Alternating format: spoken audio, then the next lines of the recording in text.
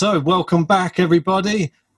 This episode, we've got our special guest from Match Point Canada. It's Ben. How are you doing today? I'm great. I'm thrilled to come on the show with you guys, and I feel like I'm improving my chops on Instagram, which everybody's doing right now in quarantine and lockdown. So thrilled to join you guys on Game to Love. Oh, absolute pleasure. I mean, how is everything over in Canada for you at the moment?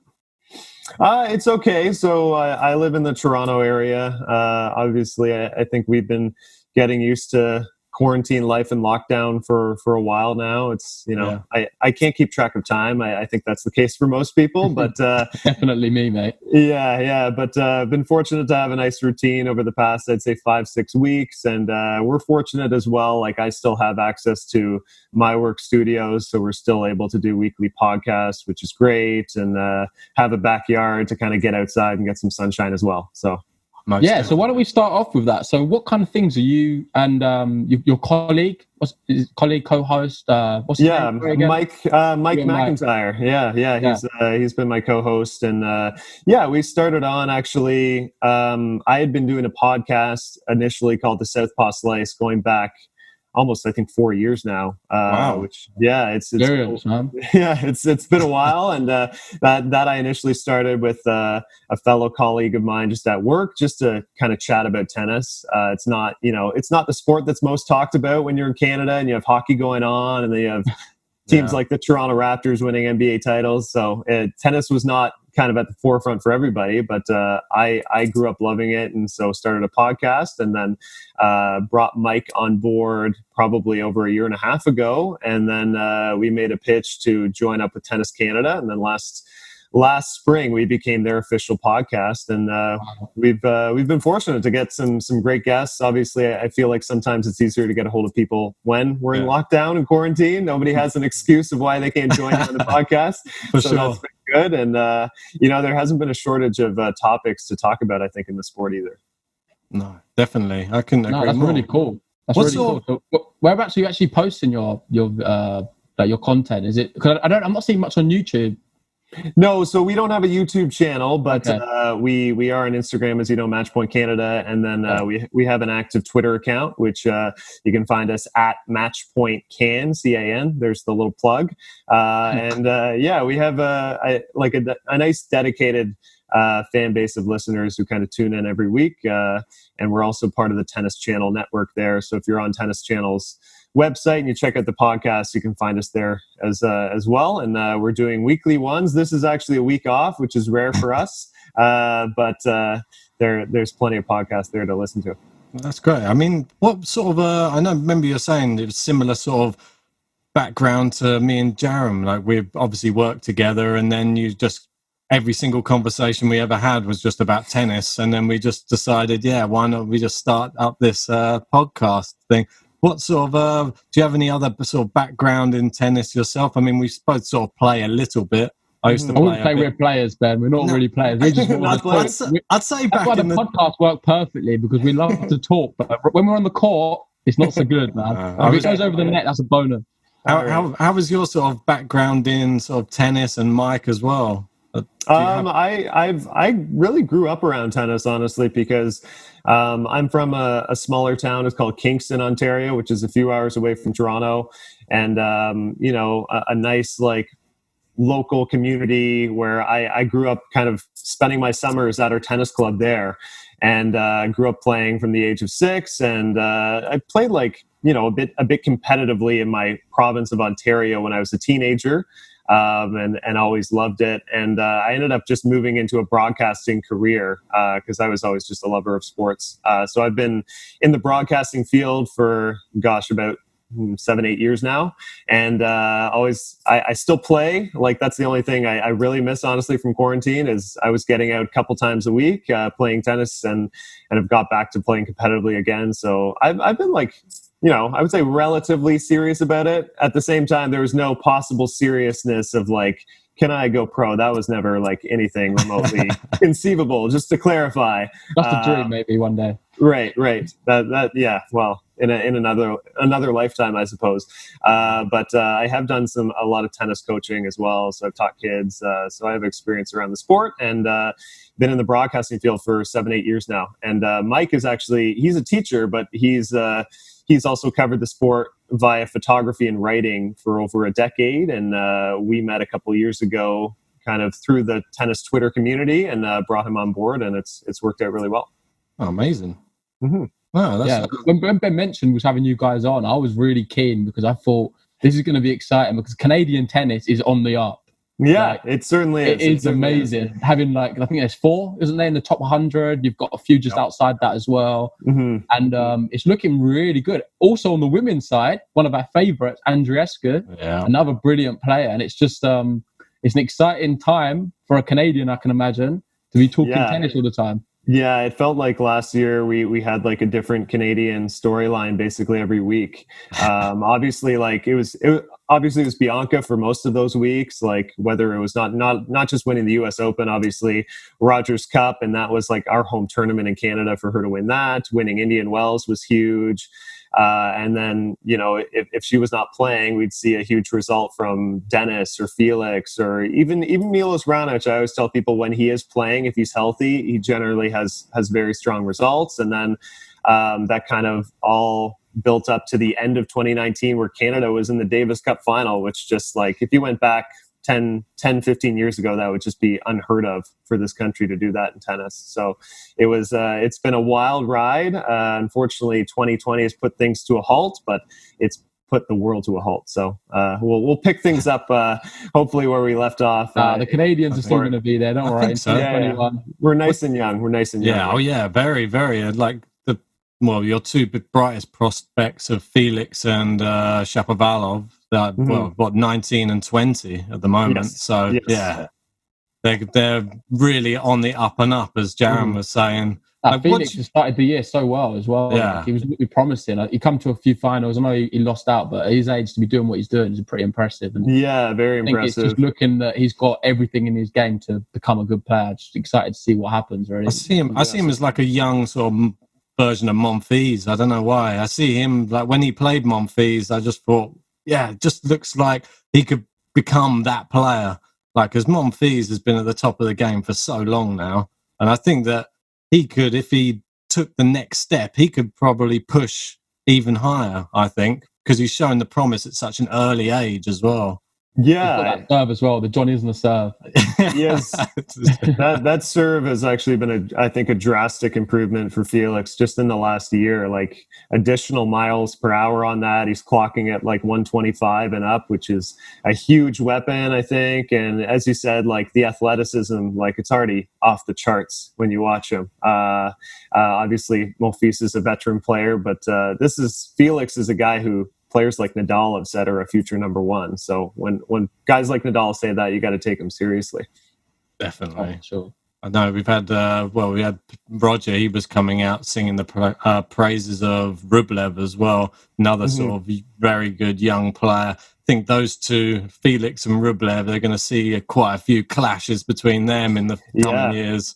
Yeah, I think they had a match earlier this season actually that was I think 7-6 in the third set for Rublev winning that and going on to what he opened the year winning a couple titles. So if you look at really, I kind of compare Canada to Russia right now in terms of tennis. Guys like Medvedev is a bit ahead, but you look at Khachanov and Rublev and then Shapovalov and Felix. You're talking about a crop of players who are in that kind of like 15 to 20 range of rankings, all like top talents. Wow, for sure. Yeah, it's certainly exciting. I feel like when the big three eventually do subside, I think tennis is in safe hands. Yes, I hope so. There's a lot of potential there. It's just like my main thing is I just want the people to be able to connect with them more. Obviously, they're young and you've got the big three, but I just feel like we need that more sort of fan interaction with these players. It's really boost them up. Like we obviously do that, but say more the passive fan who's not so much into it.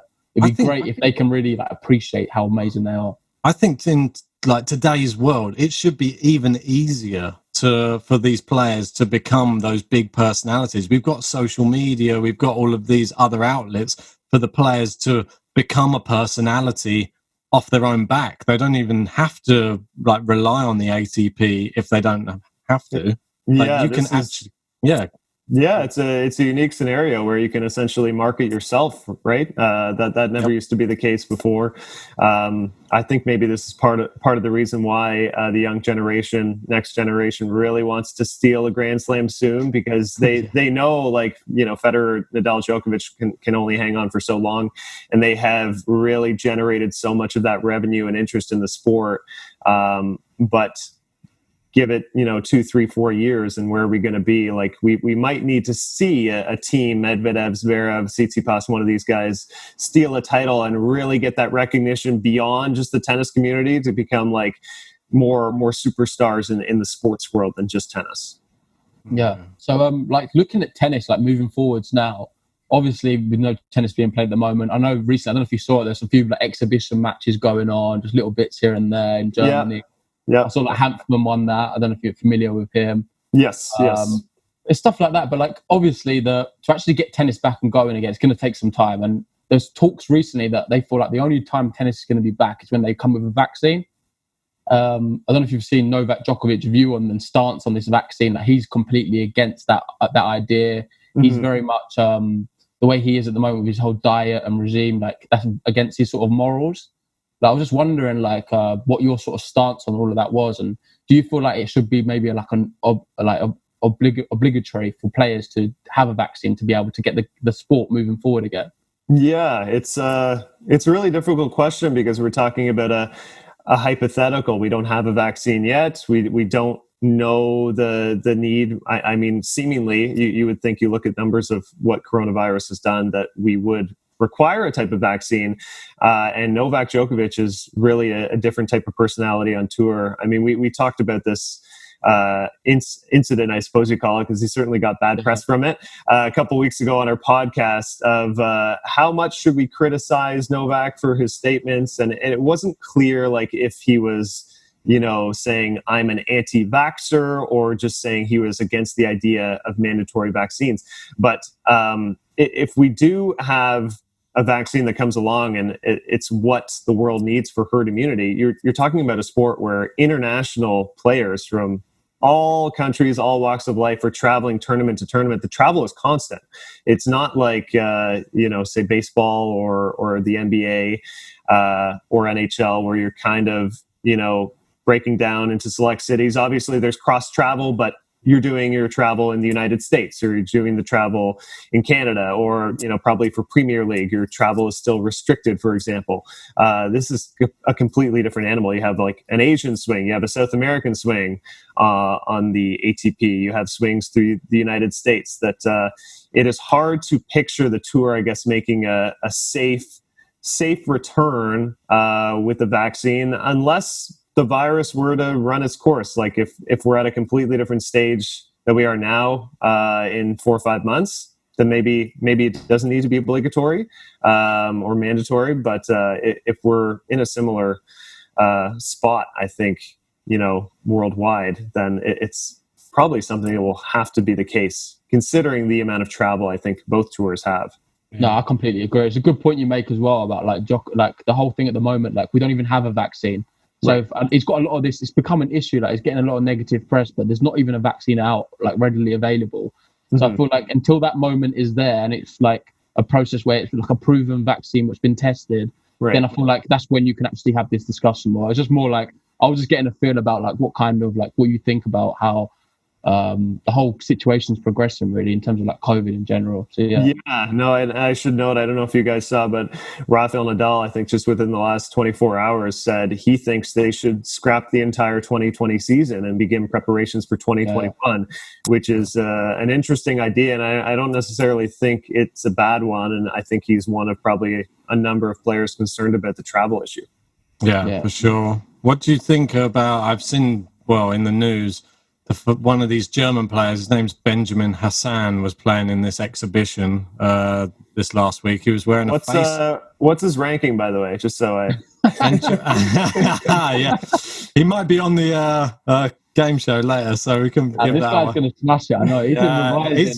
He's been looking. I can tell. Yeah, but he was wearing a face mask playing during the match. I thought I've not seen this yet from anybody in the exhibition. a bit. Yeah. Do you think this is something we're gonna see more of? People wearing face masks while playing? Surely that's going to restrict your breathing a bit. You're playing like a long match. That doesn't feel practical at all. No. Right? Because what the idea is with the mask, you're I guess protecting others from yourself, keeping your germs in, but you're breathing through your nose or mouth. You're talking about a physical sport like tennis, where your conditioning has to be off the charts. I guess it's beneficial in this case that it's maybe exhibition style. I don't know. I haven't had a chance to see the highlights of how competitive it was, but that doesn't feel too practical. And in that sense, you would think maybe it is something that they should wait on until 2021 or until we have like a completely clear picture on where the world is in regards to this virus, if they can come back. Because I don't think players would want to subject to the face mask idea. I feel like it was more. I don't think it's a foolproof idea. What we should be doing. I can't see Djokovic running around with one of them on. No, I can't picture that. But no, if you want to see highlights, just watch one video from it. That's all I recommend. Okay. You know, Dustin Brown. Watch one of his Dustin Brown amazing shots on the stage. Oh yeah. Did you see that shot he did? Oh, it was incredible. I actually haven't seen it, but I've seen 30 other spectacular Dustin Brown shots. I can only imagine. Yeah, it's one of his special ones. Honestly, we'll put it down in the description below for you fans if you want to watch it. But it's pretty good. It's incredible, yeah. And then he celebrated to no crowd as well, which was really funny. nice. Huge fist bump, right? Yeah, put the hands up, like cheer for me if you're watching the stream. Yeah. I think what's quite nice to see is these players who are sort of household names having to go and pick the ball up from the net once they've missed their first serve. I don't know. It can relate to them a little bit more coming 100%. From our tennis perspective. Yeah, absolutely. Like, geez. Yeah, feel like one of us for once, right? You've been privileged to not pick up that serve that you hit into the net for so long. And I've heard the idea of, I guess, line calls transitioning to completely just using the technology as opposed to having linesmen and women on the court. You wonder if that could be something that would work as well. Slippery slope, that though. If that starts coming in. Right. Yeah, they've done that with football, like soccer over here, like the Premier League, and the VAR. Like for me, it just has kind of killed the game a little bit.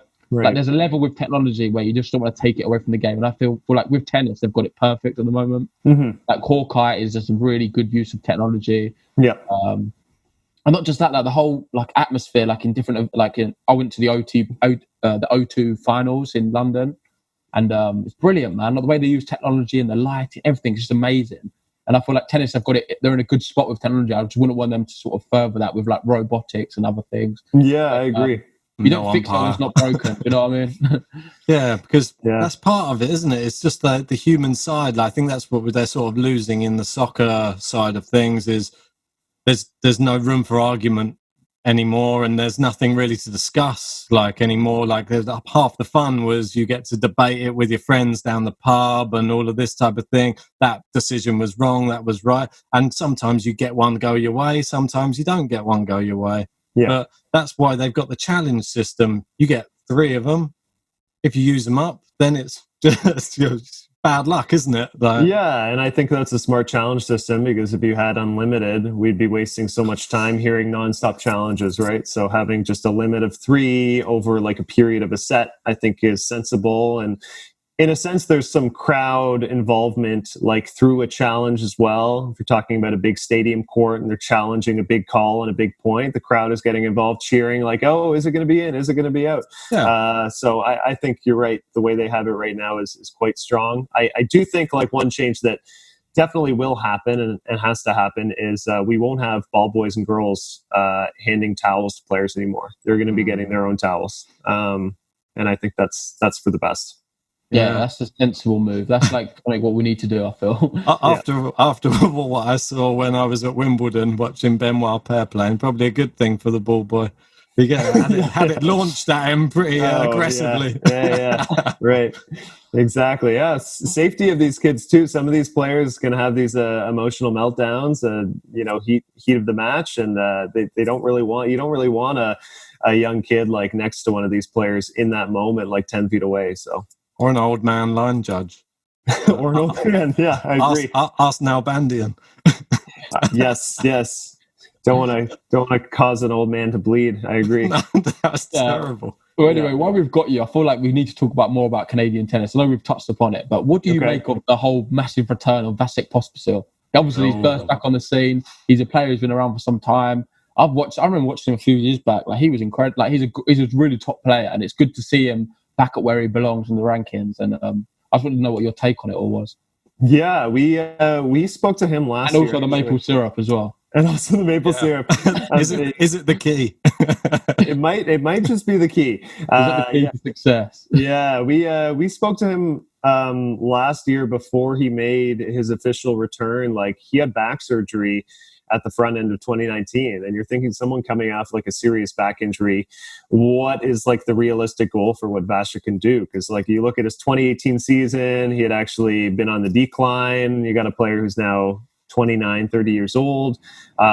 You had to figure, like, we have seen the best of Vasek Pospisil for his career, and I wouldn't have blamed him if he was saying, I'm just going to transition to a full-time doubles player, because he's always been a great. And I really thought that was the end of his career. I must admit, I put my hands up now. I did not see him coming back to the level he's at now. So that's a testament to him and his like mental strength. Amazing. Mm-hmm. Yeah, and no, when we spoke to him, he said he had been feeling great on the court for a while in his training. Like, he felt like the best tennis was ahead of him, but you still don't have like the proof from facing that live competition and match play. This is just through practice. And I think it helped that he got his feet wet, even post like Wimbledon. He played Felix a couple times, had like a couple really hard matches against like top tough players, and we're playing them really close.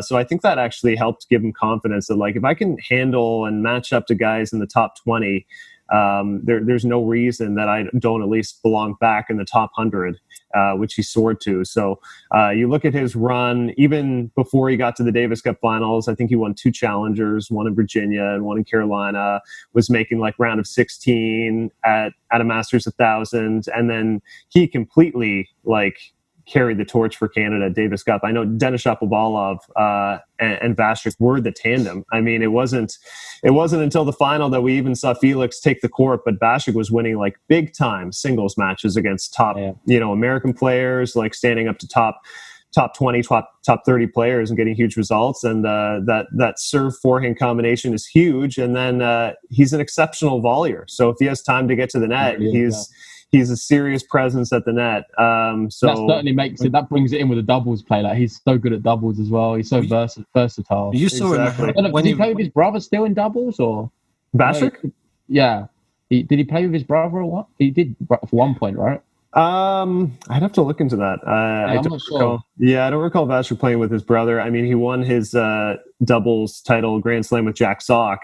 And, there's another guy who was there's another guy who was unbelievable in singles for a period of time and kind of fell off the map, but a great doubles player. He's coming back now. It's okay. Yeah, I think so. But Vasek right now, he's back inside the top 100, and I think like his career high is number 25, and you look at players he's beaten in 2020 on his run in the fall of 2019. I think he belongs back in the top 50, top 40, and definitely. maybe that 25 is like that might be his ceiling, but that's really, really impressive. I don't think he was ever like touted as that type of player in his past. So it's been great. You look at that tournament when he played in, was it Montpellier? And I'm just having a look now. It was Bedeni, Shapovalov, Gasquet, Goffin to take out all of those 4, and then just came up short. Monfils just been in ridiculous form at the beginning of this year, but also Goffin was in good form when he beat him at Rembo as well. Yeah, amazing. Yeah. Goffin's a dangerous player. He had a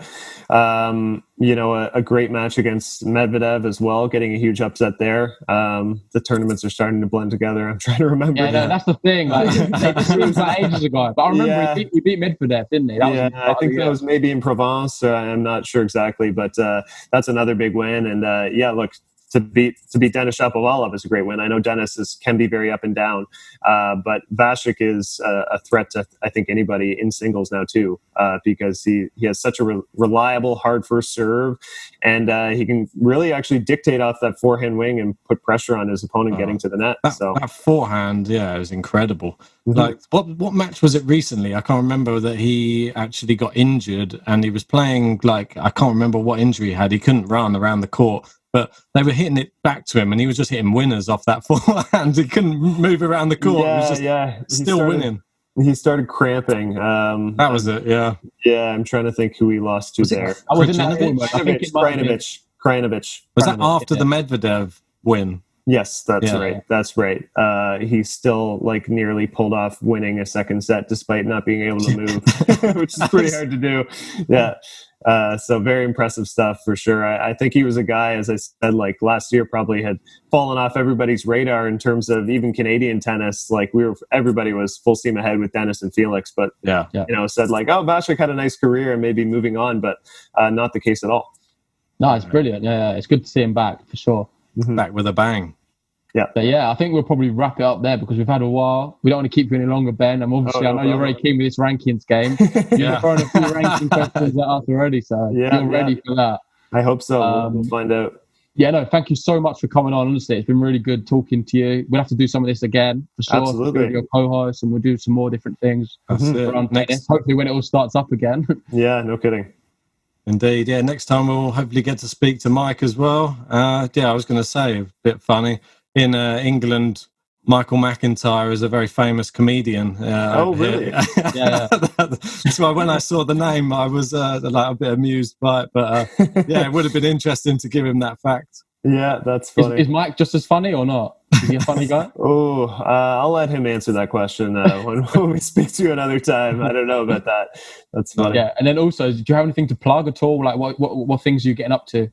Yeah, we have, our new episode will be coming out next week because this week is a week off. So please check out our channel on Twitter at MatchPointCan. And I don't want to confirm it officially that she will be joining us. But as of now, my planned interview is with Grand Slam doubles champion 6 times, Renee Stubbs. And she's a great voice in the sport, terrific commentator. So if we can secure her for the podcast, I would love for everybody to tune in because she's great. Awesome.